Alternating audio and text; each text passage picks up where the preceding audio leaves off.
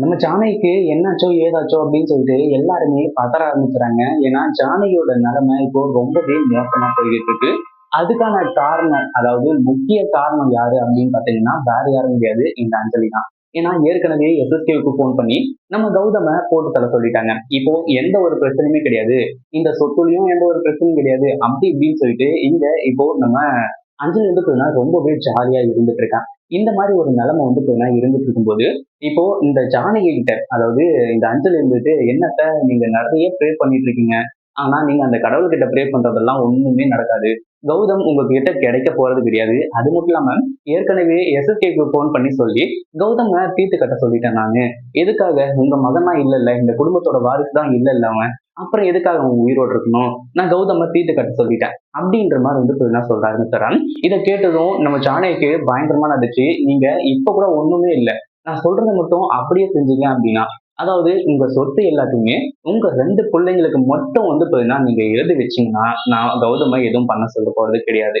ஆனா இப்போ நான் கௌதம ஏற்கனவே போட்டு தள்ள சொல்லிட்டேன். இருந்தாலும் என்னால வந்து பாத்தீங்கன்னா ஏதாச்சும் முயற்சி என்னால எடுக்க முடியும் அப்படி இப்படின்ற மாதிரி வந்து சொல்ல ஆரம்பிச்சுறாங்க. அது மட்டும் இல்லாம இதை கேட்டதும் ஜானகிக்கு அப்படியே வந்து பாத்தீங்கன்னா மயக்கம் வர ஆரம்பிச்சிருது. ஏன்னா இந்த அஞ்சலி சொல்லியிருக்கிறது சாதாரண விஷயம் கிடையாது. கௌதமோட உயிர் சம்பந்தப்பட்ட விஷயம் அப்படின்றதுனால இப்போ நம்ம ஜானகி ரொம்பவே வந்து பாத்தீங்கன்னா மனசுடைஞ்சு போயிடுறாங்க. அதாவது ஏற்கனவே ரவுடிங்க எல்லாமே வந்து பாத்தீங்கன்னா உன் மகனை வந்து சுத்தி போட்டாங்க, இதுக்கப்புறம் உன்னால வந்து பாத்தீங்கன்னா எதுவுமே பண்ண முடியாது அப்படின்ற மாதிரி வந்து பாத்தீங்கன்னா சொன்னதுதான் அவங்களால கேட்டு தாங்கிக்கவே முடியல. அப்படியே மயக்கம் போட்டு வரும்போது கரெக்டா நம்ம ரேவதி ஓடி வந்துடுறாங்க. ஓடி வந்து ஜானகியை பிடிச்சி என்னாச்சும்மா, என்னாச்சு ஜானகி, என்னாச்சு ஜானகி அப்படின்னு சொல்லிட்டு கதற ஆரம்பிச்சுறாங்க. அதே மாதிரி வெங்கட்ராமன் வந்துட்டு ஜானகி எந்திரி ஜானகி அப்படின்னு சொல்லிட்டு வந்து பாத்தீங்கன்னா கதறிட்டு இருக்காங்க. இப்போ என்ன பண்றது ஏது பண்றதுன்னு சொல்லிட்டு வந்து தெரியல. நம்ம ரேவதி இருந்துட்டு ஏன் அஞ்சலி என்ன பண்ண, என்ன பேசுன, எதுக்காக வந்து பாத்தீங்கன்னா அவங்க மயக்கம் போட்டாங்க, அப்படி நீ என்ன சொன்ன அப்படின்னு சொல்லிட்டு வந்து கேட்க ஆரம்பிச்சுறாங்க. சர்வன்ட்னா சர்வன்ட் வேலையை மட்டும் பாரு, எதுக்காக இப்படிலாம் பேசிட்டு இருக்க, நான் எதுவும் சொல்லலையே அவகிட்ட, கௌதம் வரமாட்டான், கௌதம் வந்து பாத்தீங்கன்னா அவ்வளவுதான், எங்கேயோ போயிட்டான், எங்கேயோ கண்காணாத இடத்துக்கு போயிட்டான், அவன் எங்கேயோ போய் செத்து போயிட்டான் அப்படின்னு தான் நான் சொன்னேன்.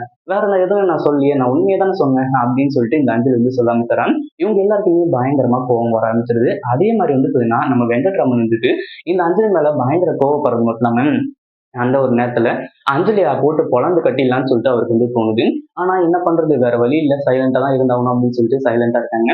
அதுக்கப்புறம் தான் நம்ம ரேவதி கிட்ட, அதாவது தண்ணியை எடுத்துவாங்க, தண்ணி எடுத்துவாங்க, தண்ணி தெளிச்சு பார்க்கலாம் அப்படின்னு சொல்லிட்டு வந்து பாத்தீங்கன்னா இப்போ தண்ணி தெளிக்கிறாங்க. அப்பவும் வந்து பாத்தீங்கன்னா நம்ம ஜானகி எந்திரிக்கிற மாதிரியே இல்ல.